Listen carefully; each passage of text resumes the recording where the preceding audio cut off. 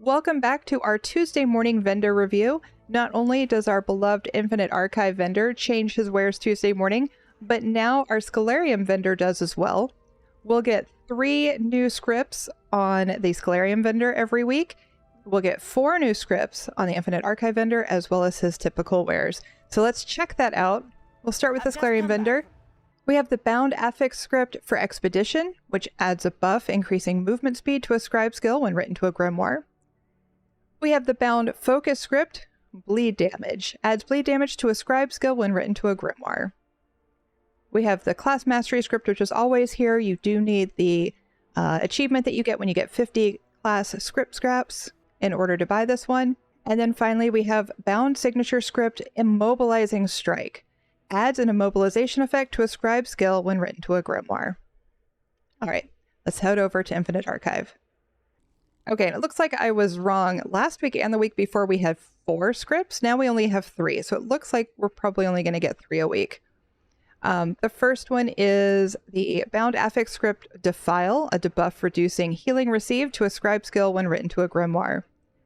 Bound Focus script Frost Damage, which of course adds frost damage. And then Signature script Anchorite's Potency, adds a Consume Soul Gem to grant ultimate effect to a scribe skill when written to a grimoire. If you're going to use this one, save your soul gems. All right, this week's treasure map is Shadowfen. I do not recommend purchasing this. The maps are cheap.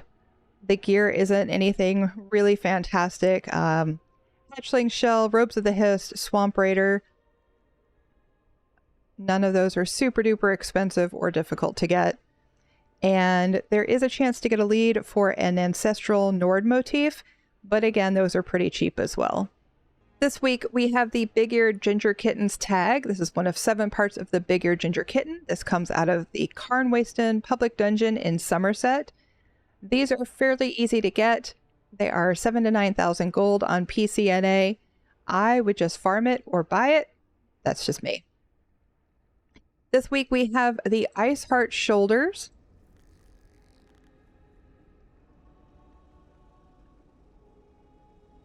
This will drop whenever the mask style page drops out of Dire Frost. I don't usually recommend getting the shoulders, but if you're missing it and you are a completionist, now is a good time. All right, companion equipment weapons. I also don't recommend this. The chances of you getting the right trait on the right weapon, and then this is bound, so you can't even sell the ones you don't want, for 5,000 archival fortunes. I don't think it's worth it.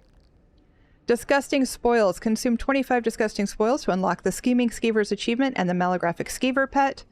I think if you're running Infinite Archive enough to have a spare 7,000 archival fortunes, you're going to get this. Also, once you get the mount, these will then become guaranteed along with the other fragments that come out of Infinite Archive. So just keep running your dailies. We'll skip the books for now. Tales of Tribute clues, I also don't recommend unless you're a completionist that doesn't actually enjoy playing Tales of Tribute. I think even with a casual amount of Tales of Tribute play, you'll be able to get the clues that you want. All right, we have 2 leads as usual. Do not buy this first one. Please, please do not buy this first one. This is for the Druidic Provisioning Station out of High Isle. The lead is always in the same place. There is no RNG involved. Just go and pick it up off the ground. Do not spend 5,000 archival fortunes. It's not worth it. Our second lead, however, is for the Reinforced Clasp Anchor. This is part of Shapeshifter's Chain. This one comes out of Silent Hall Public Dungeon. I believe it's from all bosses. So a little bit more difficult to get, certainly, than the one that's just sitting on the ground. Again, I don't think it's super difficult to get. Kill a few bosses in the public dungeon, you should get it. But if you've been working at it and it just doesn't want to drop for you, it's here. Okay, and finally, our books. Both of these books this week drop out of Infinite Archive. This one, the Eidetic Memory, can be found in Telvanni Peninsula near the Necrom Outskirts Wayshrine. I like these open books. For a long time, Hausers did not have open books without spending crowns, so I'm super excited whenever they give us an open book. This is History of Necrom, The City of the Dead, and then Song of Fate. The eidetic memory for this one drops out of Apocrypha. Again, it drops in Infinite Archive. If you're not sure how eidetic memory affects book furnishings, there will be a link below So you can not only see how that works, but also I give you a checklist so you can check off when you find the eidetic memory and when you get the book furnishing. Okay, and now we're going to run an arc of Infinite Archive, and I'll let you know what Overland gear is dropping. All right, the amazing Mike Macon just helped me run an arc of Infinite Archive. What we have dropping this week is coming out of Reaper's March. That includes Cinch's Bite, Skooma Smuggler, and Soulshine. And then our DLC drop is coming out of Galen. That's going to be Back Alley Gourmand, Bastion of the Droif, and Phoenix Moth Thorge. That's going to do it for this week. We'll see you next Tuesday.